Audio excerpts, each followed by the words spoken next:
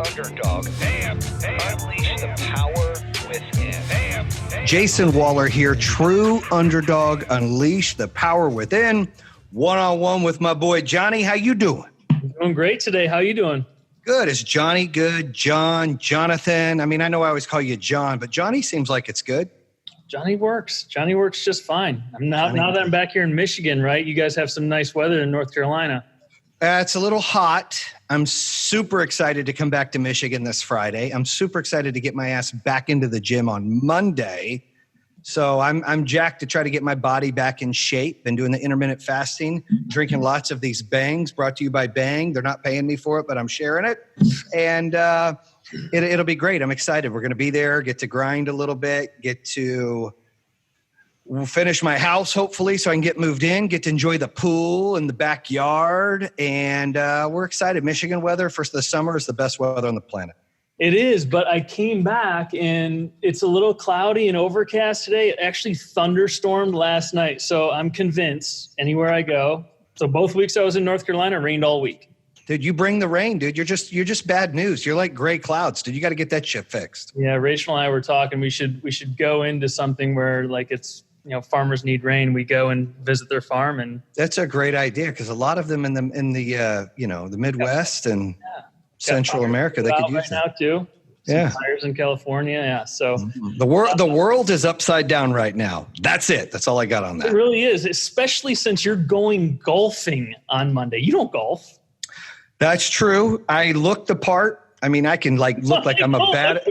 You have no idea. I put the hat on. I put the little giddy up shorts on, the golf shirt. I go get the nicest clubs and shoes you can have. My swag is on point. I go out there and people are like, "Oh shit, this guy's going to shoot par," and then I shit the bed. Like I'm one of the worst out there. I'm like a plus 30, and it's bad. But I go out there and I have fun. I can drink a few beers. I can smoke a cigar. I can cut up. I can talk politics.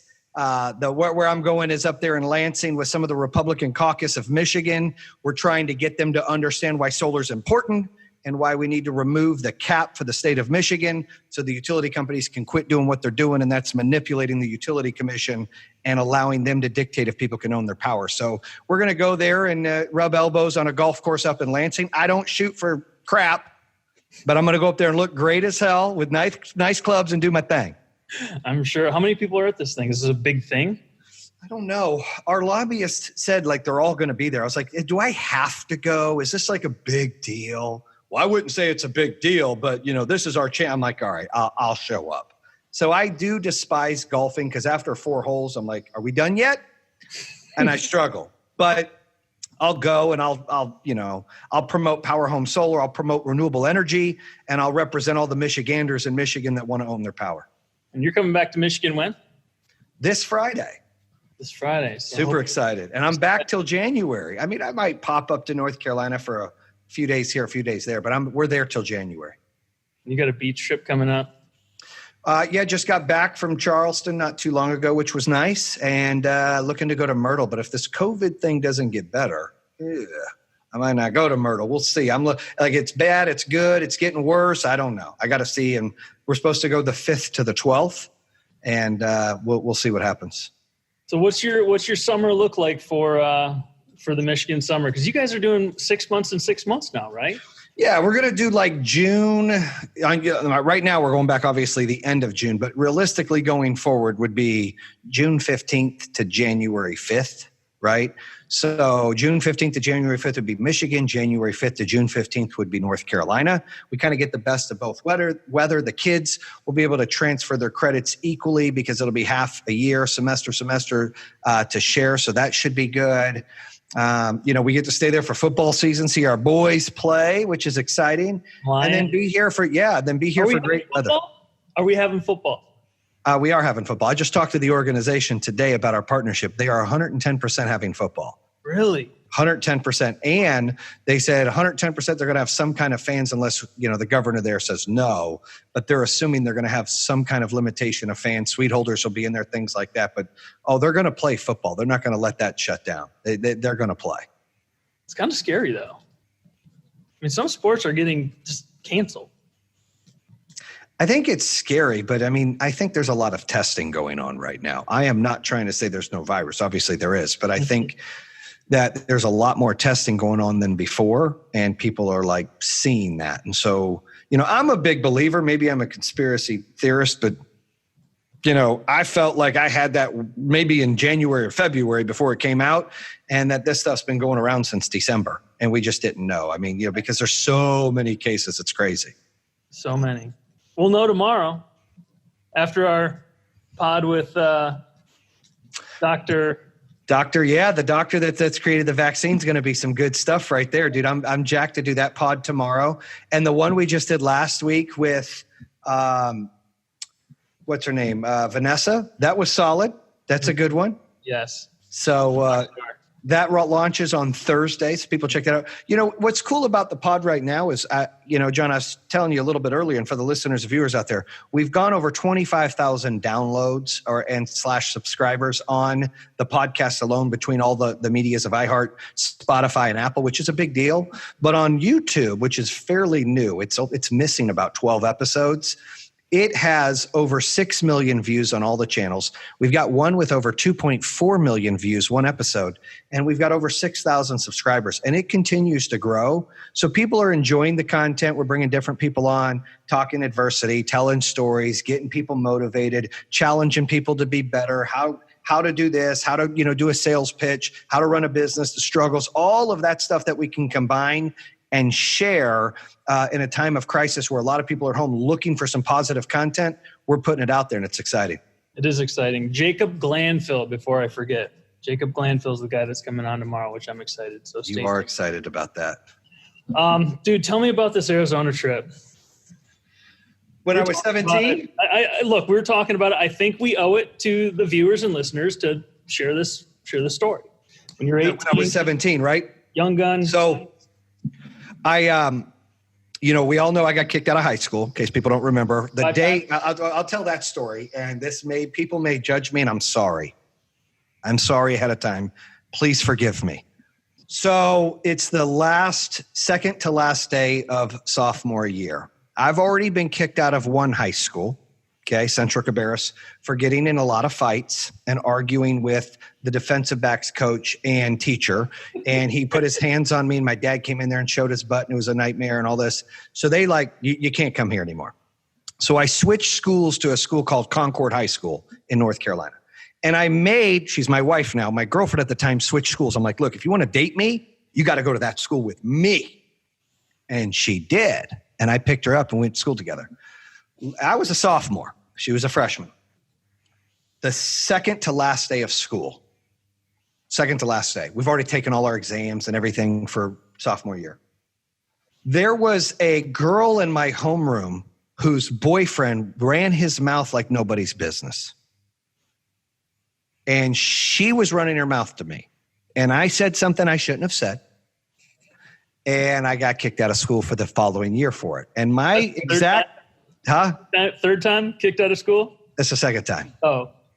There was another time. So I ended up going to 5 high schools total. Right. But I didn't graduate at a high school. I did go get I went to vocational school to get a diploma. But, and look, I had great grades. Like I was an A-B student. In fact. There's no way. Yes, dude, true story. All right, so my English grade sometimes sucked, but I cheated in homeroom and I had better grades. But I will tell you this, my math grades were so high, I won an award for Cabarrus County. I can see that. I destroyed it in math. Yeah. My English still to this day, if you ever get emails from me, which you do, my grammar sucks, my spelling sucks. If you see my posts, they suck, right? Me and Trump have that in common, right? We can't say or spell shit, okay? However, when it comes to math and things like that, I'm really good.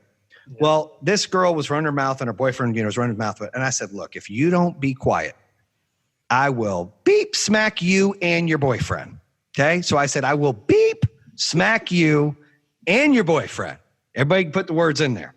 That's all I said. True story. Day goes on. It's last hour. It goes beep, beep.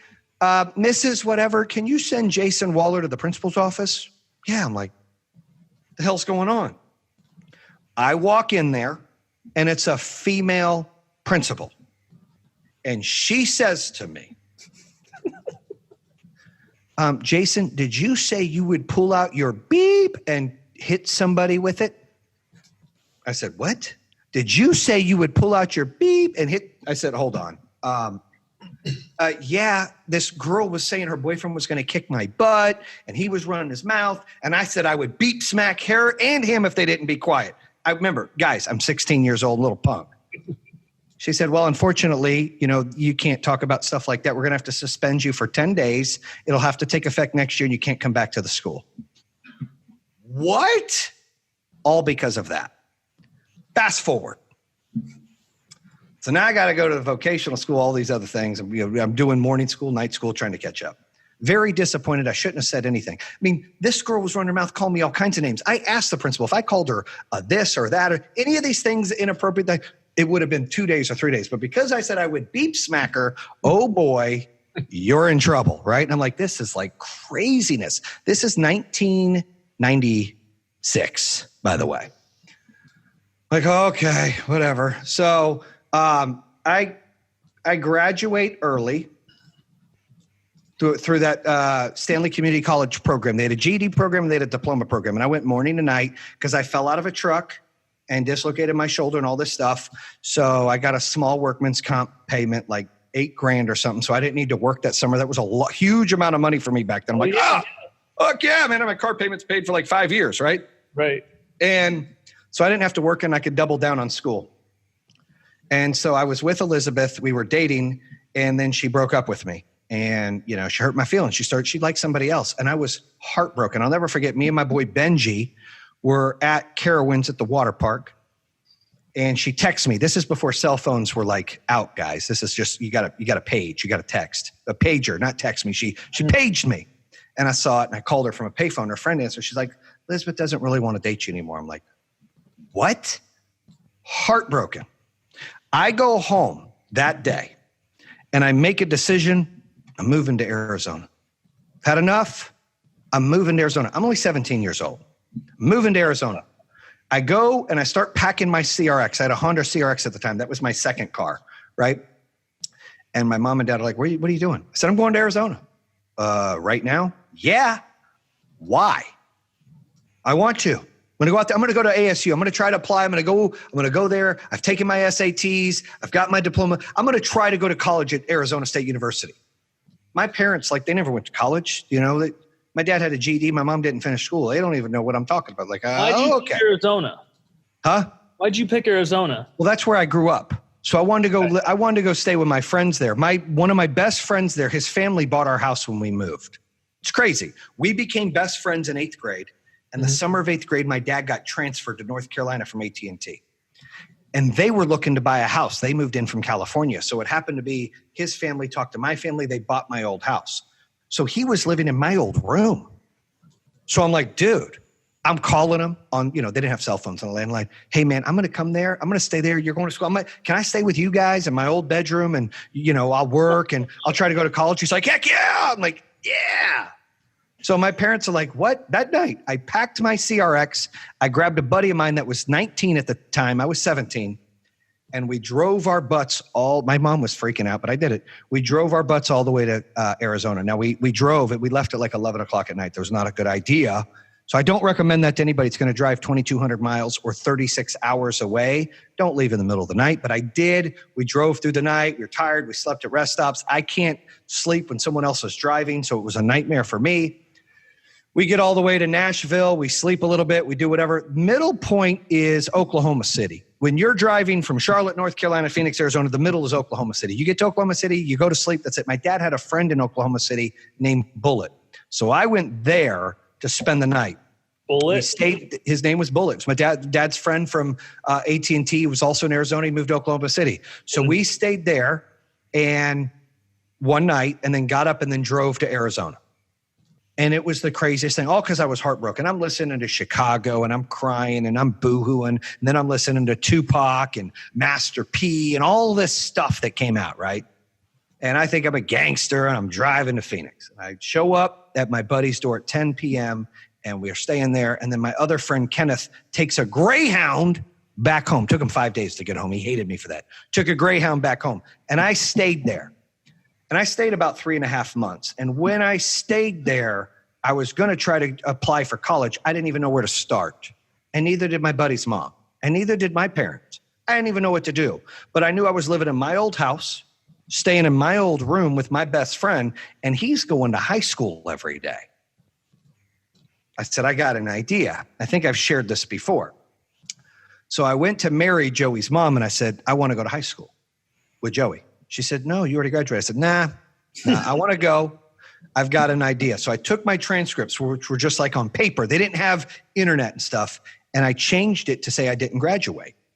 First, I went and made copies at the gas station for 5 cents. And then I changed it and said that. Dude. So she went to a place. She was nervous. I'm like, Mary, it's fine. She's like, Miha. I'm like, it's fine. It's fine. We got this. So we went in. And they're like, hey, Jason, you got enough credits to graduate. I was like, well, in North Carolina, sir, you need more. Can I take computer classes or whatever?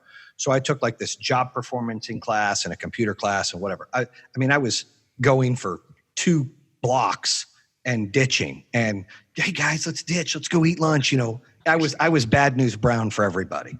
But I was in a program with Klink because I haven't seen Klink since 8th grade. And we didn't hang out in 7th and 8th grade.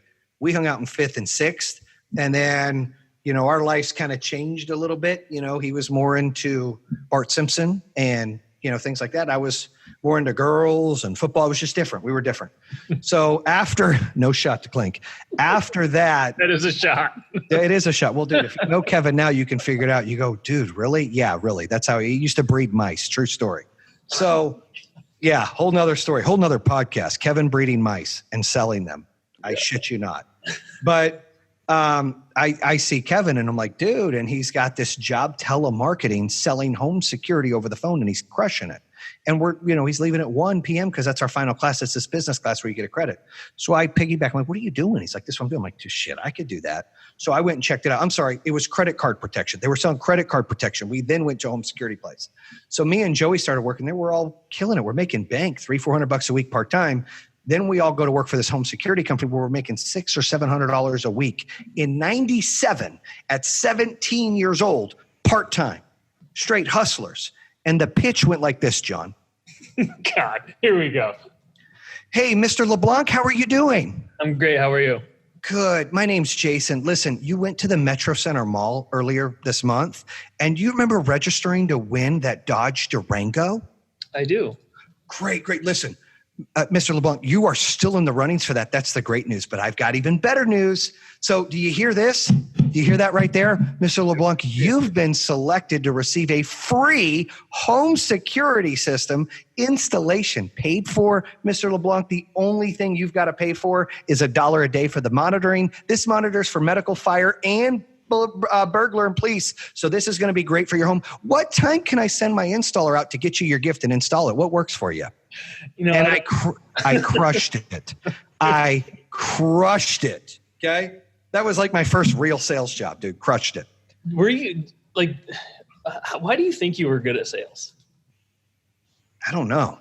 I think is it something you just had, like, you just the gift of like talking to people. I think, like look, I think if you've got game, right, you can talk to people and you can, and I think leaders, you know, are good at sales. And I think if you've got game and you can talk to people, you're good at sales. A lot of followers or a lot of people that are really shy, they can't do sales. Now, here's the cool thing. A lot of people have a face for telemarketing. That means they're too ugly. They should never do door-to-door sales, but they can get on the phone and sell some shit. That's a true story. So we always love people on the phone because on the phone, John, you can be whoever you want. Mm-hmm. You can be, that is a confidence booster for people. So there's people that are great on the phones. There's people that are not, you know, they're not on the doors and vice versa. And there's some that are great on both. Not tooting my own horn, but I was really good at both. Kevin was really good at both. You know, we were infectious to each other, very competitive, wanted to make a lot of money, wanted to be the best at our craft. And so we pushed each other. And then, you know, several years later, you know, partnered up, he came to work for me in security, and now we're partners in solar. But, you know, and it's weird how things go full circle. But I stayed doing that for 2 or 3 months, making bank, right? And hanging out with my friends and partying. And then me and Elizabeth talk again. And she's like, come home. I'm like, okay. So I drove by myself. Wait, how did she call you? How did you get in contact with her? I kept calling her anyways. My boy Joey's like, why do you calling her man? I'm like, I don't know, man, and vice versa. She would call there. Can I speak to Jayson? Same thing. And, she did her thing. I did my thing. But realistically, she missed me. I missed her. So I packed up my stuff. And look, it was tough because Joey was fighting with his stepdad. He moved out. Shit, listen to this. I'm in my old house, in my old bedroom with my best friend and his parents. And he fights with his stepdad, and not like little fight, like let's go outside and fight. And I don't know if you know, but a lot of Hispanics from East LA, and his dad's from East LA, they don't play games. They will whip your ass really quick. So he was like, listen, Joey, let's get out there right now. And they were going at it. I'm having to help break it up. And Mary's like, oh my gosh. And I'm like, whoa, this is next level. So he gets mad, moves to my boy Ricky's house. So he's over at Ricky's house, who's our other friend, and they're calling me, and I'm in here. And Joey's like, man, it's kind of bullshit. You're staying in my room with my family, and I'm here at Ricky's house. I said, you're telling me it is bullshit. This is wrong. I feel weird, right? It was awkward. It was an awkward moment. Awkward few days. Meanwhile, you and Liz are talking with each other back and forth, and so you're tying up their phone line probably at this point. I don't know if call waiting was around at that point. But Joey had his own phone line, thank God. I remember that because that was my old house and I had my own phone line in that room. So maybe there was some long distance there. I would give them some money for it. It didn't matter. I mean, I was making really good money, so I didn't care. Right. And they were like my second family. I mean, Mary and Eddie were great to me, right? And Joey's sisters, that was like my second family, dude. They were good to me. And but it was weird. I'm in his house with his family, my old house. And he's not there. He's at our other friend's house because he's fighting with his dad. I'm trying to get those two to make up. I'm also going to school when I don't need to go to school. Then I'm working and making money. Then I'm talking to my ex-girlfriend, like, do I come home? Do I not? Eventually it broke. I said, I'm coming home. So I put new tires on and I left. I paid Mary. I said, I'm out. Should leave it? Yep. And I called my parents. I left. They were nervous. I drove by myself. I drove up to Flagstaff and then down I-40 all the way over. Got to Oklahoma City, stayed. And I'm nervous. Like they didn't have cell phones back then. Yeah. And so I'm like following this guy on a motorcycle. And, I went into Albuquerque, New Mexico, got some silver earrings that were cool from the reservation, and then went back on the thing. And I'm 17 years old, dude. I'm like, think about this. Think about if you have a 17-year-old kid, because I got a 21-year-old, and they are driving across the country in a car by themselves with no cell phone, listening to Tupac and Biggie and Master P over and over and over again on a cassette tape. That was what my deal was for almost 3 days. So you're like, there's no maps. You're just going by road signs and however you. I bought a map, but I knew that I had to get to I-40 and I had to take that all the way to Statesville, North Carolina. So I didn't need a lot of maps. I just need to stay on I-40. And when I got to Statesville, I had to take 77 down. That's what I knew. So I did really well, and I got to Oklahoma City, and I spent the night there, and it was great. And then I woke up, and I got up early, and I left, and I was on my way, and I thought I could make it all the way back to Charlotte. I got to Asheville, which is about 2.5 hours from Charlotte, and I was so sleepy. I felt like I was going to crash. I pulled over at a rest stop, and I called my parents. It was late. It was like 1 or 2 in the morning, and they said, okay, take a nap. So I'm in a rest stop with my heat on, okay, because it's like November, and I got the windows cracked a little bit, and I took like a 3-hour nap and then drove home. All by myself, 17 years old. Can we talk about just why the immediate decision just to pick up and go to Arizona just because you had a girlfriend at the time that didn't want to see you anymore? We can. My life has always been ready, shoot, aim. Like I told you, I always say this. I make a decision and I go with it. I don't want to second guess it. There's no turning back ever. I mean, look, I can't say ever. There's times I've regretted decisions and I try not to, or I've second guessed them, but I try a lot more than not. That when I say this all the time, I feel like there's never a wrong decision. It's whatever decision you make the most of it. And I've tried to lean towards that in my life a lot more, because a lot of people, and like my wife is one of them, I love her to death, but she struggles to make a decision. Same thing with my 21-year-old. They struggle to make a decision. I was young, and there were times I'd have to call my dad. What do you think I should do? What do you think I should do? Now I don't call anybody. I go with what I want to do or what I feel is right.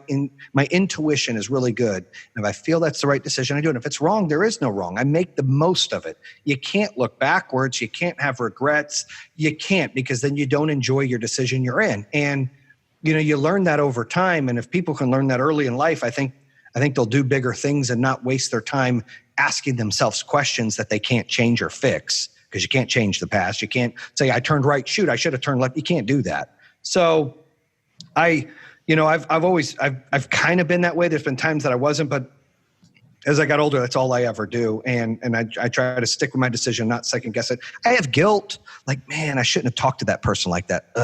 I have that. That's normal. But I don't go, well, I shouldn't have done that. I'm like, nah, dude, if I did it, I did it. I own it. I can't fix it. I made the best of it. Just move on. You have to. Yeah. To me, that's the difference of being able to handle pressure and not. Right? I was watching a movie recently or a show, and a lot of these guys in the military, they've got to make decisions when life matters the most. These snipers, these people making decisions for our country, for their, battalion or whatever. They've got to make a decision, and they don't have time to second guess it. And they are cool under pressure. If you're an athlete, you're Michael Jordan. He's not second guessing, do I shoot? LeBron, Peyton Manning, Joe Montana, Tom Brady. You can't second guess stuff. And I think that I'm really good under pressure. In fact, I like pressure. Like, I like live interviews a lot more than recorded interviews because, I like the pressure of you can't make a mistake. But that's what, gets me going. And I think that when you learn to make decisions without second guessing them, you handle pressure a lot differently. So true. I'm the opposite. I mean, it's tough I always try to weigh out my options, right? And then I decide. And then sometimes if I start to sniff down that path, I'm like, man, what if? Think of the time you waste with that. I know. And think about you not giving 110%, because when you're half in, you're half in. You're only getting half results. And, we're all guilty of that sometimes. But look, I'm not saying I go, all right, let's move to Michigan. Like, I wrote it down on paper, Benjamin Franklin, here's the negatives, here's the positive. I analyzed. But once I make a decision, that's it. I don't want to talk about it again. Right. Because then I'm going to do what naturally happens. Well, what if? Like, you can't wait. You can't get yesterday back. I can't get last second back. I can't get the hour early. You can't get any of that back. So wasting your time with all that is nonsense. What can you do going forward, right? And that's kind of the mentality you have to have, because I make mistakes every single day. But to me, they're not mistakes. I made a decision. I made the best of it. What's the next decision? When you look at it that way, it's a lot easier to deal with. So true. And I have to resell myself on that all the time, right? I remember the very first podcast we did was all about decisions, right? And I've held on to that for a while. It's just decide. Flip a coin if you have to, right? That's I think a Gary Vee one that he's just like, just flip a coin if you have to and move on it. And move quickly. Yeah, because the worst thing you can ever do in life is sit. Yep. You just can't sit. You don't know if you don't try. And if you fail, who cares? It's a lesson. I tell my son all the time, he's like, Dad, I'm not that good. I'm like, dude, people aren't good at anything until they keep failing and then they get better. You don't go, oh my gosh, I woke up and I'm great at this. It doesn't happen like that. Right. You got to fail. Oop, I got better. Got to fail. I got better. You got to do those things. And, that's where I try to tell myself, now look, I'm as human as everyone else. I get down, I get depressed. I sometimes fall in a slump. I mean, I'm human. I'm not anything different, but I have to remind myself, and then I have to realign myself, and I have to say, forward press on. I can't get into this swamp, and I can't be stuck in quicksand where I'm not making decisions, especially with like 1,100 employees and, 10 states that we're in. I mean, 11 states. I mean, that I can't do that. 4 kids, granddaughter. I can't afford, and I don't have the time to waste time making a decision. I just got to make it. Right. Everybody's looking at me. I got to make it. Mm-hmm. Powerful stuff. So you came back from Arizona, settled back in North Carolina? I did. I surprised Liz at the door. Hey, she's like, you're back. Hey, so she didn't know you were coming back? No, we were talking about it, and then I just came back. Look, we were kids, and, look, true story. The first time I met her, I don't know if I talked about it before, but I was in weight training. Actually, so there's 2 times I met her. So the very first time I met her, and I didn't realize it, I was cruising with that dude Chris I mentioned before who stole from me, right? Mm. He moved to North Carolina and he had this cool lowrider truck. And we went to the mall cruising when I first got to North Carolina in late 94, early 95. And he showed up and we were cruising downtown Concord. That's what people did. Yeah. And we went to the mall. We were cruising around the mall and out comes this girl. And she's cute. And it was Liz. I didn't realize at the time. I get to that. And I'm like, hey, she's like, hey, can you guys give me a ride home? I live in, Tryon in Charlotte. And I'm like, yeah, Chris, let's take her home. He's like, no, we ain't taking her home. I'm like, yeah, let's take her home. No. Why? Because we're not taking her home, dude. Okay. So she asked my name. I don't know why I lied. I don't know if I panicked. I don't know. But I was like, oh, my name's Ryan. And I don't know what I was thinking, right? Because I was a new guy. So she gives me her phone number. True story. And so we go home and I'm like, dude, I really liked her. She was cute. So I go home and next day I call her house and I'm like, is Elizabeth there? Her mom's like, yeah, who's this? I said, it's Jason. So she goes, she's like, sorry, she's not available. Click. And I did that 3 times. Then I threw her number away. Fast forward about 8 or 9 months. I'm in weightlifting class. I'm in 10th grade. And she's in 9th grade. She transfers into our school from a private school. And she's in PE, and they're in the same gym as us. And she's staring at me, and I'm staring at her, trying to flex, act like I'm tough.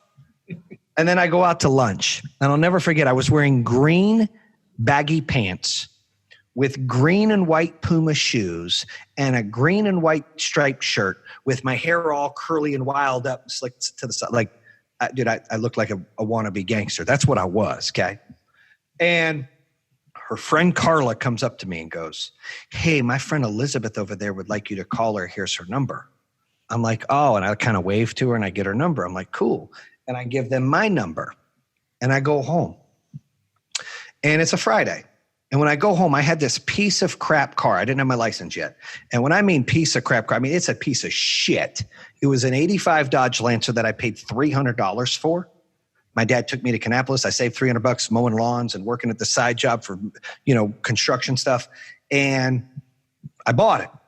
And it was like 12 colors. The insulation's falling out of the top. The windows are manual. They don't work. One window's cracked. There's no stereo. I mean, it is as piece of shit as it goes. But guess what? It's my piece of shit. So I was out there with Armor All, spraying the damn hubcaps, wiping them down, vacuuming the seats. This is on that Friday. I'm making this thing look good because my dad used to let me roll around the trailer park without a license in my car. Like, all right, just stay here in the park. So I'll be driving. Yeah, like I'm cool. Well, I'm out there and the phone rings and my mom comes out. She's like, telephone. I answer the phone. I'm like, yeah. And it's Carla. She's like, you going to call my friend Elizabeth? I said, yeah, I will. I'm sorry. So I will in a few minutes. I hang up. Then my buddy David shows up and he's like, dude, let's go to a party. I'm like, cool. And he's with another guy who's driving a truck. So I tell my mom, hey, we're going to this party. I get in the truck. We go driving. It's raining. We get in a car accident. Truck's totaled. Ambulance has to take us home. My buddy's mouth got busted open. We're okay. I get back to the house. About an hour later, my parents are freaking out. I'm fine. I'm back in my bedroom. My phone rings. I have my own phone line. It's Elizabeth calling me long distance from Virginia. And we talked for 6 hours. And had I not gotten that accident, might not answer that call. Like all these things line up. You see how every decision you make changes your entire life. Every decision you make changes your life. When my dad got transferred to North Carolina, he asked, where do we go, Gastonia or Concord? I chose Concord because I like Concord grape juice. Concord. That's where I met Elizabeth. Think about that, right? And I mean, we can go down this pattern. Joe came to work in North Carolina for me, met his wife at work. Had he never moved here, he'd never met his wife. Like all this continues, right? Me and my buddy Joey joined the Navy. He'd have never met his wife if I didn't get him to join the Navy in a buddy program. He moved to Japan. Every decision leads to your life, right? And so here's what's cool. We talk for 6 hours. We start kind of becoming a couple. She comes over to the house and Chris is over at the house and he takes us out to shoot pool and pizza. It's like our third day together. And we get in the back of the truck. She goes, this truck looks familiar. Now take in mind, I don't recognize her from the mall 8 months ago. She goes, this truck looks familiar. I said, really? She goes, hold on. Did you say your name was Ryan one time when you met me like 9 months ago? And I said, oh, that's you? Yeah. Like I knew. Like, oh my goodness. Wow. And the first time we kissed up in the top parking lot, my buddy Benji was driving. He goes, man, you like that girl? I said, dude, I'm going to marry that girl. And I ended up marrying her. I mean, dude, we went through hell and back, got together, played house, did all these ups and downs. But dude, I knew, like sometimes you just know, right? And that's what I knew. I knew that she was my other half. I knew that she was my soulmate. We knew like the first moment we stared at it, we just knew. And some people have that, or they're blessed to live through that. I can live through that. That's the fortunate and great thing for me, right? It was love at first sight, and we knew. Now, we have put each other through, kids raising kids, and we've been up and down and hell and back, and we still love each other, and we're still fighting that great fight, and we're together, and we got a great family, and I'm blessed, and we're blessed, and it's great. But it's never easy. It's not like, oh, it's perfect. Everybody's got problems. But I always tell my kids, you can't expect to be me and your mom. You can't think you're going to meet your wife or your husband in high school. That's not realistic. Our life is not realistic. And when you're living it, you think it's normal, but on the outside, you're like, holy shit, that's not normal of how we got to where we're at together. And so, that whole trip, coming back, getting back together, and then before that, how we met. And, it's weird how, I always say every decision, when you make a decision, yes, it's going to change your life forever, but you got to be willing to do that. Because if not, you're not going to do anything with your life forever. Right. I mean, and you just said it, right? So like you can't have that weight of the decision and the impact on your life. Like you just have to decide and actually look forward to what comes of that decision, right? So so many people are paralysis by analysis, and they just sit there and wait and never move and never go anywhere, right? My mom's somebody, I love my mom to death, right? But my mom's somebody that will always make a decision and then counteract her decision and have discussion points on what she should have done. So that has been ingrained in my head, and I've had to talk myself out of that so many times. I can't even tell you how many times I've made a decision. I start to unwind that, and I'm just like, no. You got to go. So I agree, but a lot of people can just become paralyzed. And when you decide, and especially when you have a good intuition, right? There's going to be good that comes from that. And you're not like born with good intuition. You learn to get that. You learn people, right? And doing sales, the cool thing about sales, and I'm a big believer in like school and things like this, but the best thing you can teach our kids is how to communicate with people, right? Don't be shy and get out there, because if they're in sales or things like that, that's life. When you're asking someone to date you, you're selling them on you. Mm-hmm. When you're asking someone to get a product, you're selling them the product. Life is like that. And if you can teach your kids to communicate and to be able to understand people and gain an intuition, and that's where sales really helped me in my life. I understand people. I see signals. I get gut feelings. It's been good for me in the most part. I'm usually right. I've been wrong sometimes, but usually my intuition's right on. And if it's not right on, I feel like it's right on because I don't second guess my decision. So it feels like it's perfect. But, I think that's the best advice, is how to communicate and how to be socially accepted out there and talking and not being socially awkward. And I think in today's world with social media, it makes a lot of our young kids socially awkward. And I think we have to promote more sports and outside activities, things where people are interacting, because you're going to need those social skills. It's so key. In my opinion, social skills are equal than any kind of educational skill you can get, if not more. I mean, it's so important that you're having your children talk and interact with people. It's just important. I agree. You tied your sales ability with leadership early on, and that's what it is. It's really influence, and you brought in communication too, right? So if you have the ability to influence somebody, that's leadership. Obviously, that's sales too. Yeah. Right. And you have the ability to lead, and especially if you're influencing them in a positive direction, that's a unique skill to have, and you only get that by practicing it. I will tell you this, John. People are like, oh man, you make money, you run a business, you win an award. That's great. The best compliment I can ever have is that I help somebody, that I change their life, that I change the way they look at something. That's the best thing. That you can't buy that. And that feeling of helping someone or changing someone or making them see something that maybe you help them see to better themselves, life situation, decision making, whatever, you can't buy that. That's the best feeling in the world, especially when it's your kids, right? When you say something that they finally hitch onto and they go, and you see it and you're like, wow, I helped impact that for them.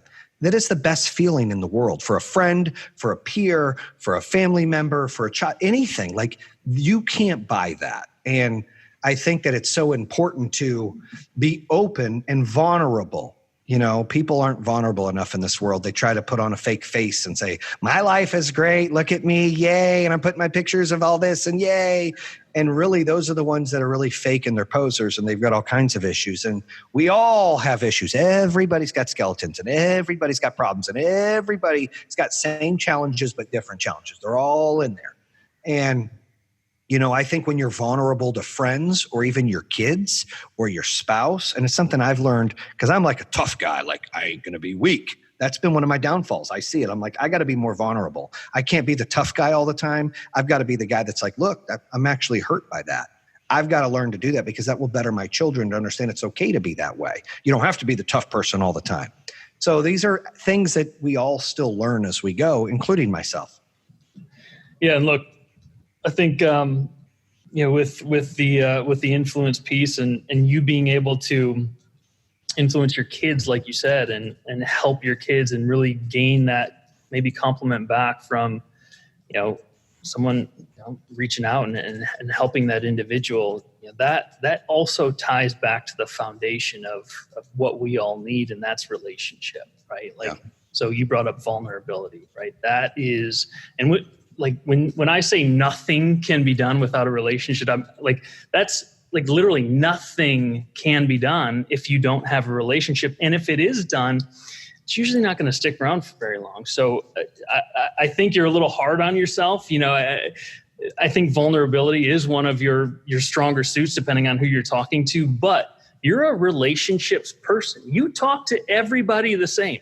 And a lot of people know that. So that's Jayson Waller. That's what I'm going to get every single time. Some people don't like the way I talk to them, but it is the same every time. Yeah, but you don't have to change you, right? They have to change their perception of you. Like, that's what I'm going to get. And I'm going to get that consistent message every single time. And as long as people understand that, they're going to have a really good relationship with you or whoever they're talking to. Right. I agree. That's well said too. And you're right. And one thing I've been really trying to work on is not beat myself up so bad, because I have been beating myself up to where I'm almost sitting passenger in some decisions that I shouldn't sit passenger on. So I'm kind of grabbing the throne back, reminding people who's king, unfortunately, like, this is how this is going to go, and tough shit, this is it, right? I've earned it. Shut up. And not to be mean, but it's like, look, like, I've got to make a decision. I'm sick of sitting on the sidelines and letting everyone else play on the circus. We've got to go. So that's kind of been the mindset, especially since I've been back in town in Mooresville at corporate office. I get to jump back into the game. I get to grind a little bit. I get to, ask questions where people don't want to answer them. Yeah, and not that people weren't doing their job, but, for me to come in and really push and pressure has changed things to where, I've kind of grabbed the horns back and said, I'm going to make the decisions while I'm hearing almost everything, just because I feel like I need to again. And then get back to, all right, let everyone do their thing. And, sometimes you get to that point. Sometimes you get to that point where things aren't getting done. You got to take it over yourself and you got to do it. And, that's where I've been the last few weeks, but I'm excited because I feel like it's a good spot and I can bounce and come back to Michigan and we can grow and, and things are great. Yeah. Well, hey, great message today. I appreciate the time. All on it. What do we cover? What do we even cover today? Influence, relationship? Well, to tie it back in, every decision you make changes your life. Do not stick in the mud. Make a decision, right? Care about the people you're around and make sure you influence people around you because it's so important. That's the message. I love it. Great. Bam! All right. So True Underdog, Unleash the Power Within. You can check us out on iHeartRadio, Spotify, Apple Podcasts. We got a badass YouTube channel. The True Underdog YouTube channel, and you can check us out at trueunderdog.com. Bam! True Underdog. Damn.